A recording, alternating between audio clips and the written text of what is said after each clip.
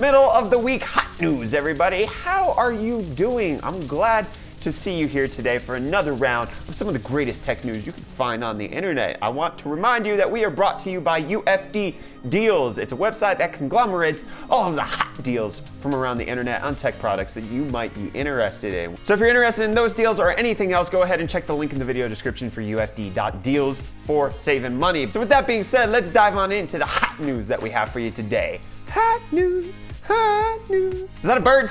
Is that a plane? Is it Superman? No, it's a motorized scooter made from the company Bird. Bird, the company that has been providing motorized scooters to over 30 different cities in the US, has now expanded its operations to outside of the greatest nation in the world. As of today, they've launched a program where they have scooters in Paris, and in the coming weeks, they'll have one at Tel Aviv with Tel Aviv University. These motorized scooters are akin to vehicle renting services where you just pop some money in and then you're off on the way looking like a dork with your knee pads and elbow pads and looking real cool flying down on something called a Bird. Some people have likened Bird's policies to being a bit like Uber, where they enter into a market, just drop all of their stuff there, and then the cities have to kind of deal with the nuisance that they become, like motorized scooters rampant on streets everywhere or even sidewalks, like somebody coming down 30 miles an hour on a scooter knocking me over. I'm not going to be happy with that, and it appears that certain cities, even in the US, are currently reviewing all of their policies to make sure that Bird has a bit of a harder time, such as in Massachusetts. From Cambridge, they're looking to have motorized scooters banned from the sidewalks. Milwaukee is weighing new rules to ban electric scooters and giving the city permission to seize them, and then Baltimore is trying to figure out how to accommodate the unannounced appearance of hundreds of Bird scooters in recent weeks. I personally I'm not a fan of this. Who wants a motorized scooter? Like bicycles, friends, bicycles. We know how to deal with those. We don't need some electric motor thing that only has two wheels. You fall over, you crash, you die. It's not a pretty picture, and it's not good for pedestrians either. I don't see this working anytime soon in South Africa, but I want your opinion. Motorized scooters, yay, nay, let me know. And just like motorized scooters, DNA testing. So 23andMe, a popular genetics testing company, as well as various others, have agreed to a new privacy policy guideline regarding the use of consumers' DNA testing. Basically, they'll now be implementing a policy where they're going to receive express consent from a user before they share your genetic information with whoever they want to share it with. So advertisers, insurance companies, people who want to make clones of you to overtake you because they want to get you in a giant fist fight with your beefy counterpart. Anything like that will now have to have express consent from you to the company before they will share that stuff, which makes me wonder, why didn't they have it previously and how many people got my clone copies? I know that Reece is super interested in meeting his beefy version and trying to take him down, because Reece always loves a challenge. Whether or not the guy's bigger, Reece fights dirty. Hopefully his clone hasn't learned that habit, because that's the only way Reece is gonna win. His clone probably has a jingle ready though. Speaking of making genetic copies of yourself, Huawei appears to have been outselling Apple in Q2 of this year. Huawei sold over 54 million phones in Q2 to Apple's paltry 41.3 million iPhones, which is just disgusting. They should fold up as a company even though they're worth nearly $1 trillion. Do you own a Huawei phone? I know they're not huge in America, but honestly, I don't know too many people who actually have it, but it seems like they're making a resurgence with their P20 Pro. They've released some good handsets. I'm just, whether or not I've seen them out in the wild, seems odd because I see iPhones all the time, but I don't see Huawei devices. Well, while Apple might have Huawei on their blacklist, VLC has also put Huawei on their blacklist. My transitions are terrible. The popular video playing app has now banned Huawei from their list of supported devices because they state their ridiculous policy of killing all background apps except their own breaks VLC audio background playback, of course. So that means that they can't actually leave things going in the background, whether or not you use it for podcasts or anything like that, or audio that you've recorded yourself. It means that Huawei will not allow it to play. So VLC says, you know what? We don't need you anyways, even though you're the second most popular device. We'll stick with Samsung. I'm sure it went down exactly like that. That feels about right. Just a bit of more phone news. It appears that Windows 10, oh wait, I'm talking about phones? Yes, Windows 10 is starting a trial run of something called the Your Phone app, which allows you to mirror content from your phone to your Windows 10 device. This would include things like photos, and notifications popping up on your desktop and not just on your mobile phone. This would be tremendously helpful to me as somebody who tends to leave their phones in random places and then not know if my wife's calling, letting me know that I'm 6 hours late for dinner because I got wrapped up in trying to film hot news. Currently, they're only working with Android devices on this setup, but they are saying that iPhone should soon be coming, and this kind of maybe indicates that there was that rumor that we reported on last week where Microsoft might be developing a new Android phone. That might be a possibility. We'll have to see if this is part of it or if this is just good guy Microsoft trying to get all of your data from your phone as well, but you're consenting because it gives you some features on Windows 10. Speaking of something else that invades your privacy, but this time with consent, Naked Labs has started shipping their pre-orders of their 3D body scanning stuffs. Body scanners, I don't know why I called it stuffs. So they raised $14 million and now they're actually shipping pre-orders of their thing that people are calling a magic mirror. Basically, it uses Intel RealSense cameras, spins you around 360 and then gets an accurate layout of how you look and what your dimensions you are, and kind of just looks at all your goodly bits. The scanner currently costs $1,400 and is basically used for essential body metric type stuff like your body fat percentage and that kind of thing. However, I can think of future things that might involve this where, you know, you just upload your 3D body scan to Amazon and then it makes sure that it can find out what perfect shirt you can wear or whether or not this pair of jeans will fit, that kind of thing.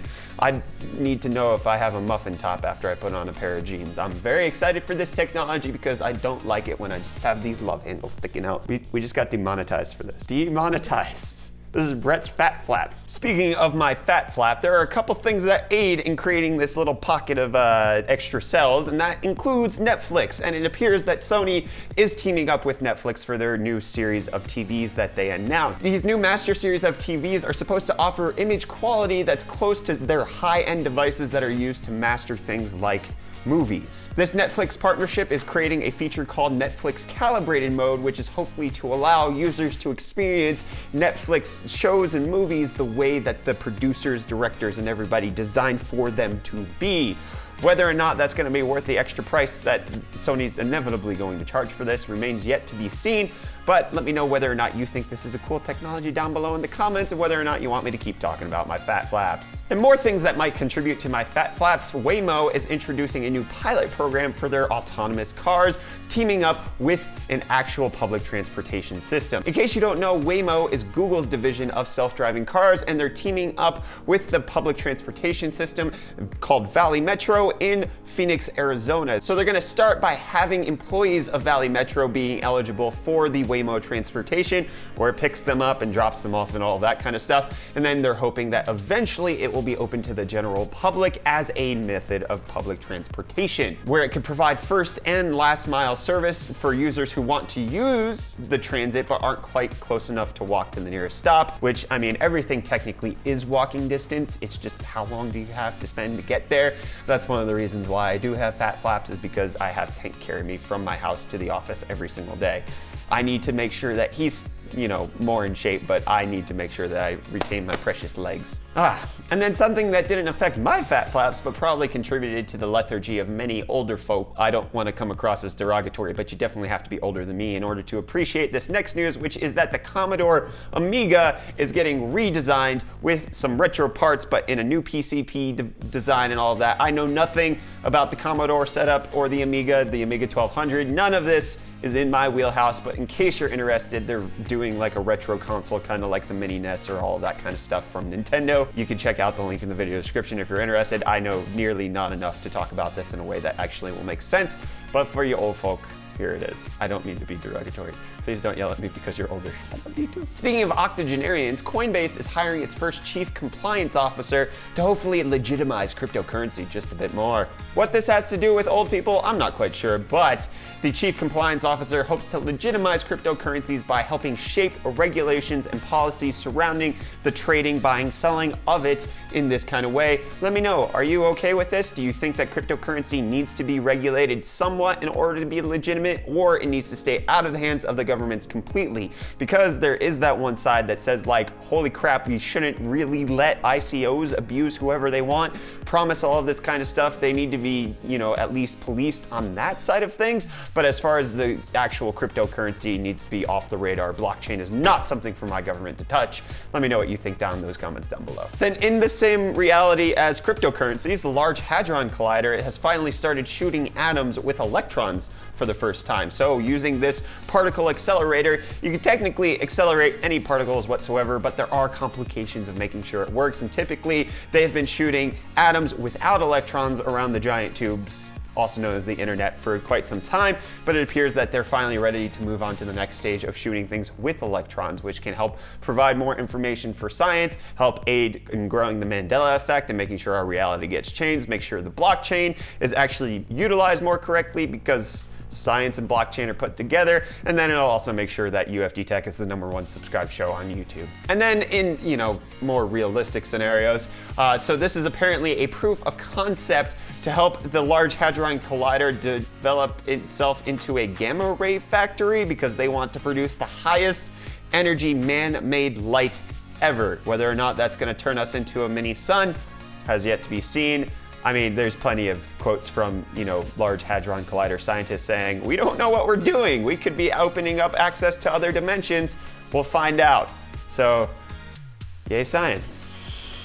Do y'all remember that 8K VR headset that Linus tried out a while ago? Well, the company is admitting that they may have fudged the required specifications for that, maybe just a little bit, because they're saying that now a GTX 1070 is not enough to drive their headset. It just doesn't have the horsepower to do it. You're gonna need at least a 1080 or a 1080 Ti.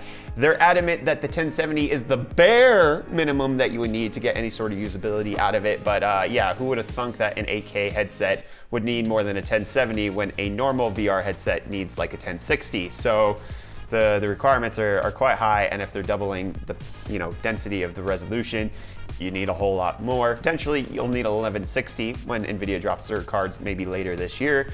At least that's what I'm gonna quote Tom's Hardware here. It says, you should plan to purchase a new GPU when NVIDIA drops its GeForce series later this year. So even in this story, hashtag GTX 11 series confirmed, because we don't have anything else. We have no other NVIDIA news today.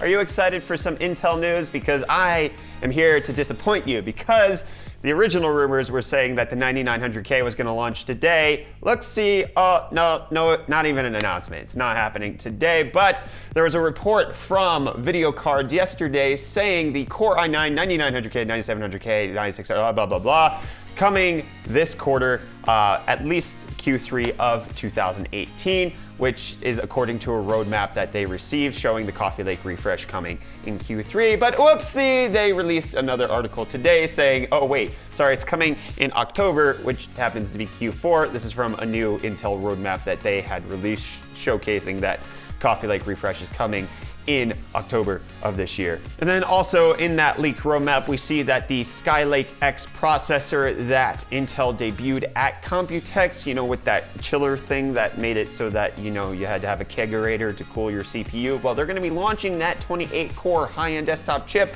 later in Q4 this year. Again, this is all according to a leak roadmap that we don't necessarily know if it's accurate, if it's real, or whether this is gonna have any implication, because, you know, Coffee Lake Refresh was supposed to launch today. It definitely didn't. But we did get B450, which launched yesterday. So a whole bunch of B450 boards are out for AMD. A few weeks ago in Hot News, we reported that SSD prices were expected to fall, and in a report by DRAM Exchange yesterday, it appears that that is actually going to continue to happen. So the NAND flash price contracts are continuing to decrease, and it looks like SSDs should just continue to get cheaper as the year goes on. So hopefully that means that whoever of you is still rocking a hard drive as your primary storage device, you can stop. You can stop living in the 1990s and actually accelerate towards the future. The single biggest upgrade you could ever make for your PC is going from a hard drive to a solid state drive. Just do it already. Or maybe wait till the prices come down and then do it. But if you're looking for hot deals on SSDs, check out UFD Deals. Yeah, I'm plugging the advertiser twice, because I'm the advertiser. What? And then in news that should probably drive you up a wall, Samsung reports record chip profits for the second quarter of 2018. So this does not include their mobile phones. This does not include the washing machines that they make, or those autonomous hair dryers that they have. I'm not sure if that's a real product, but this specifically is being driven by their actual DRAM pricing and all of the profit that they made off of that. Because their operating profits from their IT and mobile communications and display panel units both fell about 5% year on year, while their DRAM and NAND flash chip profits have gone up tremendously high, posting $10.4 billion in operating profits in the second quarter. This is something that we reported a couple of days ago about how Micron is making 50% profit on all of the DRAM memories that they're shipping. It appears that Samsung has been making bank from this as well. I'm not necessarily sure how to reconcile the fact that these companies have been telling us that the high prices that we've been seeing for RAM is due to shortages in normal supply and demand type of economics, while all the while they have been increasing the amount of profit that they are taking from their DRAM supply. Micron increased their profits from 20% on their DRAM to 50%. They increased their take by 150%. Yes, it's 30% net, but it's 150% increase. That's how you do math. So they have 150% increase on the profits that they're taking, all the while telling us that, oh, sorry, the extra high prices has nothing to do with us and the prices we're setting. It has to do with the supply and demand, where it's like clearly indicating that they are making bank off of this. They're taking in a whole bunch of money, and then they're telling us that we just have to deal with it because they can't produce enough. And if we're gonna buy it at that price, well, then that's just basic economics for you. So that leads me to the point of this article where I just have to say, Samsung, go fly a kite. Stop making record profits. Drop the prices, stop charging us more for DRAM now than we were paying back when it launched. It's a developed technology. There's no reason we should be paying more for it now. Typically, these things go down in price, but yet because of your greed and all of the money that you're trying to make with all of the price fixing that you're doing, potentially, allegedly, it's not cool. Don't do it. Please drop the prices. Stop being turds and making so much money, because it's hurting my wallet. And that's gonna wrap it up for hot news today. Be sure to let me know what you thought of that last article, the first one, anything in between. Did you enjoy the tech news today? Which one piques your interest? Which one rustles your jimmies? I wanna hear from you down in the comments down below. Don't forget the like button while you're down there. Get subscribed to stay up to date on all of our tech-related content. I'm Brett with the UFD Tech Channel. Thank you so much for watching, and I will see your smiling faces in the next video. Cheers.